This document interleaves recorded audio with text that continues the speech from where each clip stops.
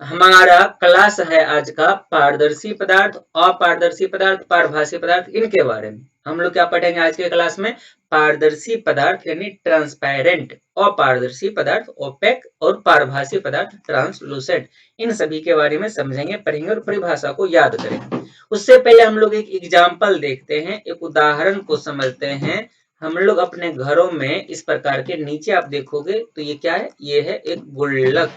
गुल्लक में हम लोग पैसा जमा करके रखते हैं, लेकिन यहाँ पर आप नोटिस करो कि इसके अंदर रखा हुआ जो पैसा है ये हमें दिखाई दे रही है, यानी कि इस गुल्लक, इस पदार्थ के आर पार हम लोग देख पाते हैं। ठीक, ये एक एग्जाम्पल हो गया। दूसरा एग्जाम्पल, हम लोग अपने घरों में फर्नीचर के रूप में, फर्नीचर में खिड़की, दरवाजे, ये इस प्रकार से टेबल, इन सबको ग्लास का, कांच का भी लगाते हैं, जिसके आर पार हम लोग देख सकते हैं। जैसे कि आप यहाँ से ये खिड़की से कुर्सी टेबल को देख सकते हो, तो आपको जान करके ये खुशी होगी कि इन्हीं सभी पदार्थों को हम लोग पारदर्शी पदार्थ कहते हैं, यानी वैसे पदार्थ जिसके आर पार देख सकते हैं। अब अगर समझ में आ गया तो बेहतरीन बात है, नहीं तो परिभाषा में देखते हैं। अब तो निश्चित ही समझ में आएगी और याद भी हो जाएगी, एक बार में आपको परिभाषा याद हो जाएगा।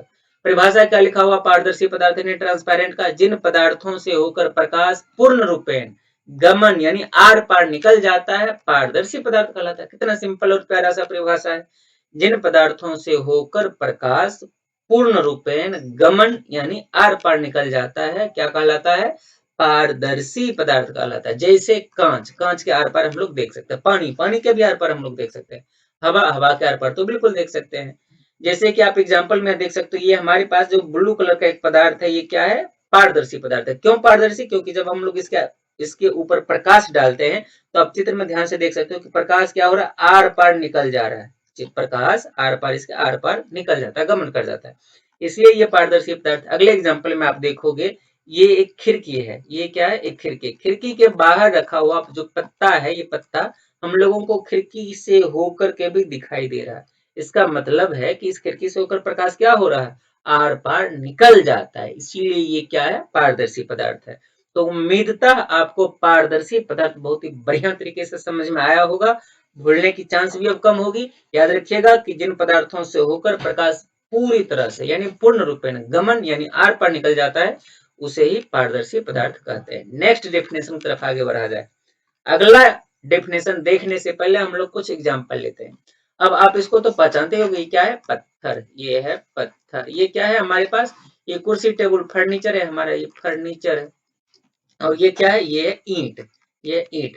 अब जब आप इन सभी चीजों के ऊपर टॉर्च जलाते हो, तो क्या इनके आर पार प्रकाश निकल जाता है, नहीं, बिल्कुल नहीं निकलता है। तो हमारा जवाब होगा नहीं निकलता है।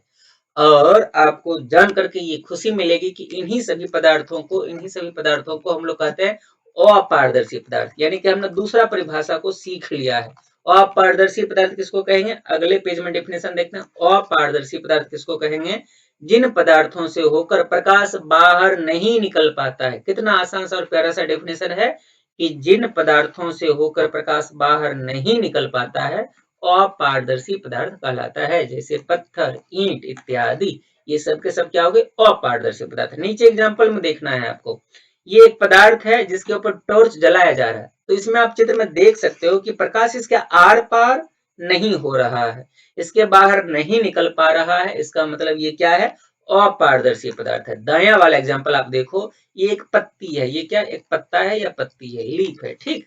अब इसके ऊपर बैग रखा हुआ है, तो बैग के आर पार होकर के हम लोग पत्ती को नहीं देख पा रहे। जैसे पिछले एग्जाम्पल में खिड़की से आर पार भी हम लोग पत्ती को देख पा रहे थे, लेकिन अब की बार बैग के आर पार हम लोग पत्ता को नहीं देख पाते। यानी कि जो बैग है ये कौन सी पदार्थ हो जाएगी, अपारदर्शी हो जाएगी। ये पदार्थ कौन सी, अपारदर्शी। और परिभाषा अब आपको अच्छे तरीके से याद हो गया होगा। क्या बोलोगे परिभाषा, जिन पदार्थों से प्रकाश बाहर नहीं निकल पाता उसे अपारदर्शी पदार्थ कहते हैं, जैसे पत्थर, ईंट इत्यादि। तो ये चीज अब आपको याद हो गया होगा। अगला एग्जाम्पल, अब हम लोग पढ़ेंगे पारभासी पदार्थ को। पारभासी पदार्थ के बारे में हम लोग समझेंगे। ट्रांसलूसेंट, पारभासी पदार्थ क्या होता है, परिभाषा पढ़िए। अच्छा, उससे पहले आप ये समझना कि पारदर्शी पदार्थ हमने पढ़ा जिससे होकर के प्रकाश क्या होता है, पूरी तरह से आर पार निकल जाता है। उसके बाद हमने अपारदर्शी पदार्थ पढ़ा था, जिससे होकर के प्रकाश बिल्कुल नहीं निकलता, थोड़ा सा भी नहीं निकलता है। अब इन्हीं दोनों के बीच में होता है पारभासी पदार्थ। इन्हीं दोनों के बीच में, इन्हीं दोनों के बीच में क्या होते हैं, पारभासी पदार्थ। यानी इससे पूरी तरह से निकल जाते हैं, इससे बिल्कुल नहीं निकलता है, तो इससे क्या निकलेगा, थोड़ा बहुत निकल जाएगा। इससे थोड़ा बहुत प्रकाश की किरणें क्या हो जानी चाहिए, निकल जाना चाहिए आर पार। परिभाषा देखिए तुरंत समझ में आएगा। जिन पदार्थों से होकर प्रकाश का कुछ अंश का मतलब कुछ भाग, अंश का मतलब क्या होता है, कुछ ही भाग यानी थोड़ा बहुत बाहर निकल जाता है, पारभासी पदार्थ कहलाता है। जैसे तेल लगा हुआ, कागज, घिसा हुआ कांच, एग्जाम्पल को भी याद रखना है। तो पारभासी पदार्थ किसको कहेंगे हम लोग, जिन पदार्थों से होकर प्रकाश का कुछ अंश बाहर निकल जाता है, उसे ही हम लोग क्या कहते हैं, पारभासी पदार्थ कहते हैं। जैसे तेल लगा कागज, घिसा हुआ कांच इत्यादि। जैसे आप एक नीचे एग्जाम्पल में देख सकते हो कि ये हमारे पास एक पदार्थ है जिसके ऊपर टॉर्च जलाया जा रहा है, यानी कि प्रकाश भेजा जा रहा है।